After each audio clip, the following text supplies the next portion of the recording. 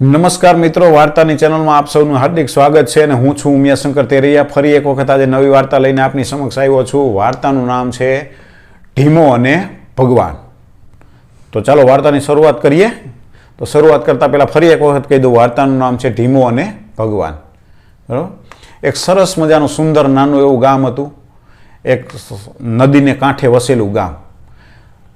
365 દિવસ એટલે કે 12 માસ નદી ખડખડ ખડખડ વહેતી રહીએ અને ગામના લોકો નદીમાંથી સૌ પોતાના પશુઓને પાણી પાય, પોતાના માટે પાણી ભરી જાય અને ખેતીવાડી કરે અને નદીને કાંઠે સરસ મજાને આજીવિકાથી રહીએ।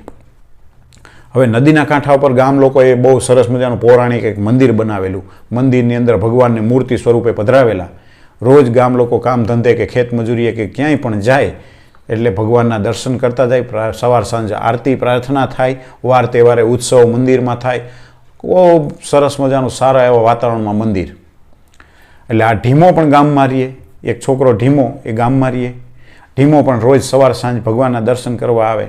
હવે ઢીમો જરાક આડા ભોરા જેવો, એટલે ભગવાન આરે અવારનવાર વાતું ચીતું કરતો હોય ને આરતી પ્રસાદ થાય એટલે ઢીમો જતો રહીએ। હવે આવો રોજનો ક્રમ, ગામના બધા લોકો દર્શને આવે, ઢીમોએ આવે। પછી એક દિવસ ઢીમો દર્શને મોડો આવ્યો તો ગામમાં કોઈ નહોતું, ભગવાન એકલા મૂર્તિ સ્વરૂપે ઊભા હતા। એટલે ઢીમાએ ભગવાનને પૂછ્યું મૂર્તિને કે ભાઈ તમે આ બધાય સવારે તો દર્શન આવે, પછી આખો દી આમને એકલા ને એકલા ઊભા રહ્યો? મને કહેવાય ને ભોળાના ભગવાન હોય। એટલે મૂર્તિમાંથી અવાજ આવ્યો કે હા ઢીમા, હું તો આખો દિવસ પછી એકલો જ હોઉં છું। તો કે કાયમી અહીંયા એકલા ને એકલા શું કરશો? તમે એક કામ કરો, ક્યાંક આટો મારી આવો જાઓ। એટલે ભગવાને કીધું ના ભાઈ ના, મારે ક્યાંય જવાનું નહીં, હું અહીંયા બરાબર છું। તો કે શું અહીંયા બરાબર છો? આ કંટાળી જાય ને એકની એક જગ્યાએ એક જ સ્થિતિમાં ઊભું રહેવાનું, જાઓ જાઓ ક્યાંક આટો મારી આવો। એટલે ભગવાને કીધું ભાઈ હું ક્યાંક જતો રહું નહીં, કોઈક અહીં આવ્યું તો હું ન હોઉં તો શું કરવું? અહીં કોઈક હોવું તો જોઈએ ને। એટલે ઢીમાએ કીધું કે એમાં શું છે, હું ઊભો રહું, તમ તાર તમને આ ચાલો રજા દો, જાઓ। એટલે ભગવાન વિચાર કરે કે વાહ ઢીમા વાહ। એટલે પછી ભગવાન કીધું કાંઈ વાંધો નહીં, તારો બહુ આગ્રહ છે। કહેવાય ને કે ઈશ્વર છે ને પોતાના ભક્ત હોય ને એની ક્યારે અનાદર નથી કરી શકતા। એટલે ઢીમાએ કીધું કે તમે જાઓ। એટલે ભગવાને કીધું કંઈ વાંધો નહીં, ચાલો જાઓ। એટલે જવાનું નક્કી થયું, પણ ભગવાન જાતા જતા કીધું કે ઢીમા જો, એક શરત કે અહીંયા તારે ચૂપચાપ ઊભું રહેવાનું, કોઈ વસ્તુ કંઈ બોલવાની નથી, જે થાય નહીં થવા દેવાનું। ખ્યાલ આવ્યો? કાંઈ પણ થાય તારે થવા દેવાનું છે, તારે જરાય આકુળ વ્યાકુળ થવાનું નથી। ઢીમો કે કાંઈ વાંધો ન બોલું, પછી ક્યાં વાત છે? એટલે ભગવાન તો નીકળી ગયા, ઢીમો મૂર્તિની પાછળ ઊભો રહી ગયો। હવે ઢીમો જેવો ઊભો રહ્યો, થોડીક વાર થયું તો એક શેઠ આવીને ભગવાનને બે હાથ જોડીને જોર જોરથી પ્રાર્થના કરવા માંડ્યા અને દંડવત કરવા માંડ્યા। શેઠનો જીવ હતો વેપારમાં, જલ્દી જવું હતું, પણ કે ભગવાનને પગે લાગીને જાય તો વેપાર સારો થાય, લાલચે હતી। એટલે જેવા દંડવત કરીને પગે લાગીને આમ લાંબા થઈને દંડવત કરવા ગયા એટલે જભાના ખીચામાંથી પાકીટ પડી ગયું। ઢીમો જોવે, શેઠ તો જલ્દી વેપારની ઉતાવળમાં ભાગ્યા। હવે ઢીમો જોવે પણ ભગવાને ના પાડી, તારે કોઈને કાંઈ કહેવાનું નથી, જે થાય એ થવા દેવાનું છે। ઢીમો તો અંદર મૂંઝાણો, આમ રહી ન શકાય, પણ ભગવાને ના પાડી હતી।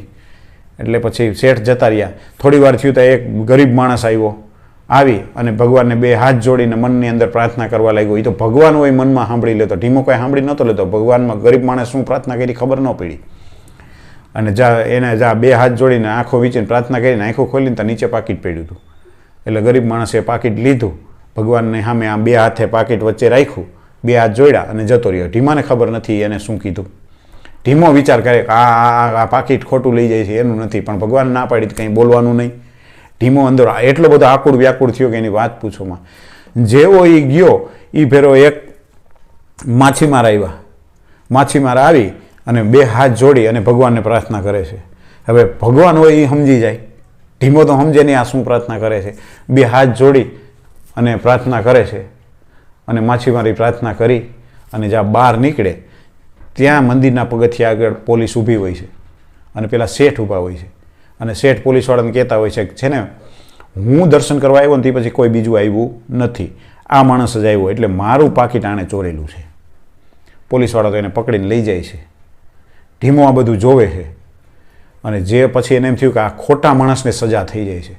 એટલે ઢીમાએ સીધી રાડ પાડી અને કીધું કે ભાઈ એ માણસ નથી, ખરો ચોર તો ચાલો હું તમને બતાવું, આપણા ગામનો ફલાણો વ્યક્તિ છે। એટલે પોલીસવાળા પાસે જાય છે, પેલો ગરીબ માણસ તો એને પકડાવી દે છે। અને માછીમારને છૂટો કરે છે. પાછો ઢીમો મંદિરે આવે. જેવો ઢીમો મંદિરે આવે ને ત્યાં ભગવાન પાછા આમથી ફરીને આવી જાય. ઢીમા શું બન્યું? એટલે ઢીમો ભગવાનને આખી વાત સંભળાવે કે ભગવાન આજે આવું થયું, તમે કહેતા હતા બોલતા નહીં. એટલે ભગવાને કીધું કંઈ બોલ્યો જ નથી ને ઢીમા. એ ક્યાં શું બોલ્યો નથી? ઓલો ખોટો માછીમાર હતો એ બની જતો હતો જેલમાં. એટલે પછી મારે ના છૂટકે બોલવું પડ્યું કે મેં તને ના નહોતી પાડી, જે થાય એ થવા દેજે, તારે કંઈ બોલવાનું નથી. તો પણ આવું ખોટું થોડું થવા દેવાય. પછી ભગવાને કીધું કે એવું ખોટું નહોતું થતું, જે થતું હતું એ બરાબર જ થતું હતું. મેં જે કંઈ ગોઠવું હોય એ બરોબર જ ગોઠવેલું હોય, મેં જે જેના માટે જે કાર્ય કરેલું હોય બરોબર જ યોગ્ય કરેલું હોય, કે આવું થોડું હોય. ઢીમો આમ દલીલ કરવા માંડ્યો ભગવાન આગળ.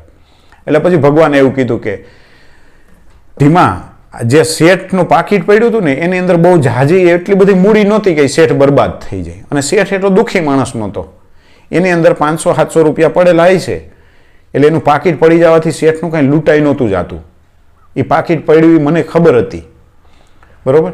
પછી જે પાછળ ગરીબ માણસ આવ્યો હતો ને એની પત્ની બહુ બીમાર હતી. આજે એની પત્નીની સારવાર ન થાય ને તો એની પત્ની મરી જાય એમ હતી. એટલે એને પાકીટ મેં એટલા માટે જ એને અહીંયા દર્શન કરવા માટે બોલાવ્યો હતો, એવી પ્રેરણા કરી હતી કે તું અહીં આવ, જેથી કરીને એને પાકીટ મળે. એટલે એણે મને 2 હાથ જોડીને વિનંતી કરી, ભગવાન હું અનિતિનું નથી લેતો, પણ મારી મજબૂરી છે એટલે હું પાકીટ લઈ જાઉં છું. એટલે એ ગરીબ માણસ પાકીટ લઈ ગયો હતો એની પત્નીની સારવાર કરાવવા માટે.